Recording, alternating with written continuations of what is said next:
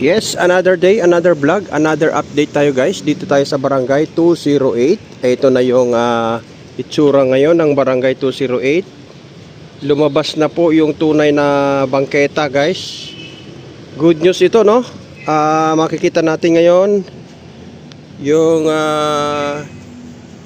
bangketa at ito na. Inayos din pala nila ito yung nasa harapan ng bahay, no? Ay, may good news. Ngayon lang tayo ulit nakapag-update dito dahil minabisi lang tayo sa mga rally na ating pinuntahan. Pero ngayon ang nakita natin ngayon ay kaunti na lang. Nag-update kasi tayo ngayon, ang oras natin ay alas 3 ng hapon, ano? Ngayon ay araw ng Huwebes, 24 25 pala, sorry, 25 ng Setyembre. So ito na guys, ang itsura, yan na. May naiwanan pa na gagawin, ano. So ito, inayos na rin nila yung yung tapat ng bahay. Ayan. So inayos na rin nila guys para kasi kung mananatiling bukas yan o naka-open yan, may posibilidad na mapagnakawan pa, no, kasi wala nga pong tao yung bahay na yan. So ito na lang ang update natin ay kaunti na lang ang gagawin. So ito sariwa pa, katatapos lang na gawin. Ayan, guys, sariwa pa ito oh. So sariwa pa, kaalis-alis lang kasi nung mga gumawa. At ito, labas na yung mismo yung bangketa. Ayan na itsura. Okay na. Ayun. So hindi rin pa rin pala natin na-update yung Barangay 313, no? Titingnan na rin natin. Iikutan na rin natin guys kung ano na rin ba yung kalalagayan doon. Kung natapos na rin ba yung bangketa doon sa Barangay 313. So ang masasabi ko lang ay ito na nga yung kinalabasan. Ayan na. Mukhang maganda na yung parkingan nila. Tapos ito, mayroong yung pa-side slope ito. Ayan, so siguro kung ito lalagyan na lang ng rampa o side slope pa rin, ano. So hindi natin alam kung anong gagawin ni engineer dito. Pero ito yung magandang balita ay lumitaw na yung bangketa. At sana itong pader na to, dahil wala ngang tao yan, ay sana mapinturahan, no. Boysen baka naman. Ayun. Nanawagan kay Boysen, ano. O nga pala, no, guys, ko lang yung dialysis center sa Hospital ng Maynila ay binuksan na. Nag-inauguration na kanina. Si Yorme ang nag-open nung dialysis, kaya malaking bagay po yan sa lahat ng ating mga kababayan. Open po yan, lalong-lalo na sa mga kababayan nating Manileño. Alam naman natin na napakamahal ang magpa-dialysis, no? Yung sa may mga sakit sa bato. O yun. Ayan, sinama na rin po natin sa update para yung sa mga nanonood ngayon sa atin na nag-aantay ng update, ma-update na rin kayo doon sa yung pag-open ng dialysis sa may hospital ng Maynila. Open na po yun, open na po. Anytime na po, pwede na po kayong pupunta ron. Yun ang kagandahan ng ating masipag na mayor, no? So lahat ginagawa niya para sa serbisyo sa ating mamamayan ng Maynila. So ayun nga, bukod doon ay ito na po yung kalalagayan, pati yung bahay ay sinecure na rin po nila, oh. Sariwang-sariwa pa nga yung yung semento. So parang ngayon lang ito inayos. Oo, ngayon nga lang po, oh. Bago pa, sariwa-sariwa pa. So, yun. Kasi nung last time na in-update natin to, may bintana dito, no? May nakasiwang na bintana. Pagdating doon, inayos na rin nila, pinantay na rin nila. Ayan. So, kung sakali man ay mahihirapan na yung luloob dyan. Kasi marami pa rin pong gamit dyan sa loob eh.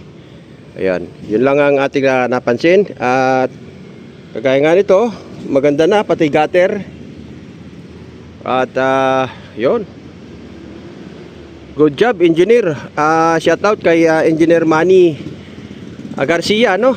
At kay siyempre kay Assistant Engineer Alfonso Bautista. Siyempre kay ano na rin, kay Foreman Aris Santos. 'Yon. Ayan. So maganda na.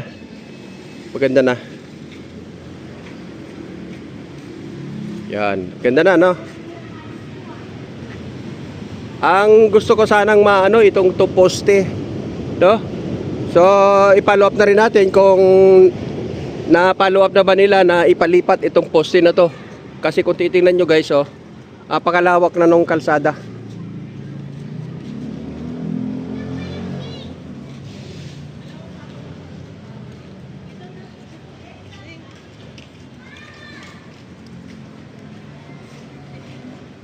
Diba? Ganda na. Maganda na.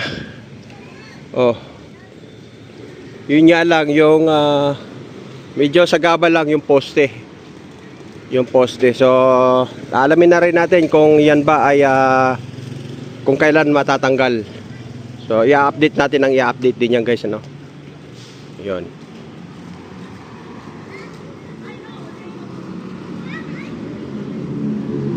So, tabayanan nyo rin po yung update natin sa Barangay 313, no? Kung naayos na rin ba yung yung bangketa. Kung ganito na rin ba siya ang itsura. Kasi nung last time na nag-update tayo doon, yung kalahati pa lang eh. Kalahati nung sa may gate.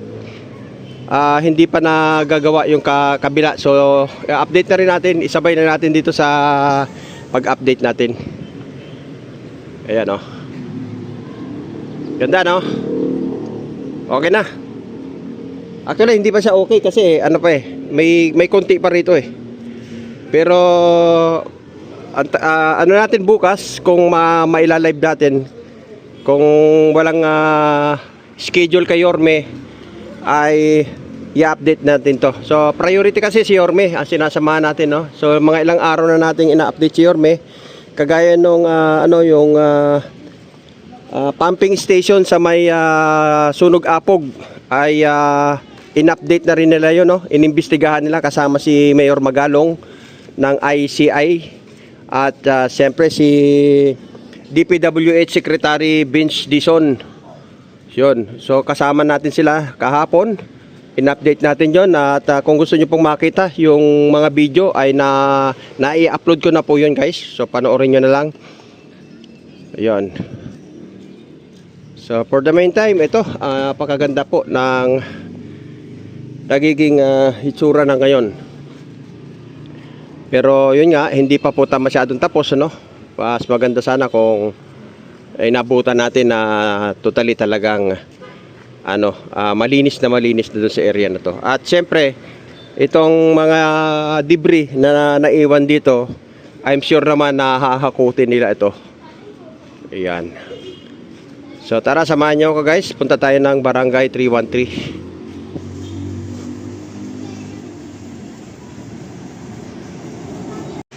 Yes, galing nga tayo sa Barangay 208, no? At in-update natin doon. At sabi ko nga sa inyo, diretso tayo dito sa Barangay 2313. Ang hitsura, walang pinagbago guys.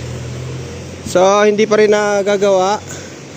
As usual, yung dati pa rin na nakita natin na ito pa lang yung nagagawa, natatapos. Ayan. Ito pa lang po yung natatapos. At napag-iwanan na ito. Actually nasira na nga yung yung forma, oh. Yung forma na inilalagay nila ay nasira na. So ibig sabihin na napabayaan na. Yan. So antayin na lang natin kung kailan nila magagawa uli itong kabilang side na lang eh, oh. So ito yung gate. Ito yung kabilang side. Ang kabilang side ay okay na. Di ba? Okay na. So, ang problema na lang para sana tuluyan ng maayos at tuluyan ng magamit at mapaganda ay sana matapos na rin itong area na to. So, ito na lang. Ito na lang. Nabitin pa. So, sana panawagan natin sa City Engineering ng Maynila. Alam ko busy kayo, pero ayan, no. Pero sana mabigyan pa ng atensyon, no.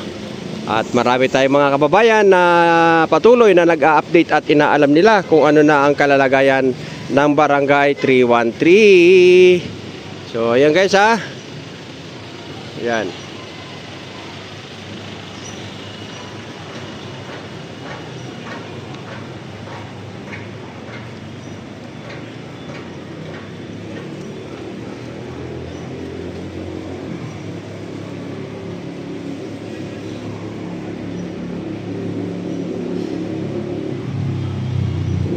So ayan, i-update ko na po kayo ha. Sa Barangay 208 ay okay na, konting-konti na lang.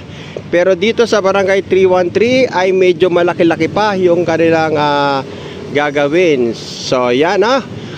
Asahan nyo lagi guys, samahan nyo ako palagi sa ating pag-update dito sa demolition or pagsasaayos ng bangketa, Barangay 208 and Barangay 313. Salamat po ng marami. Bagis Vlog.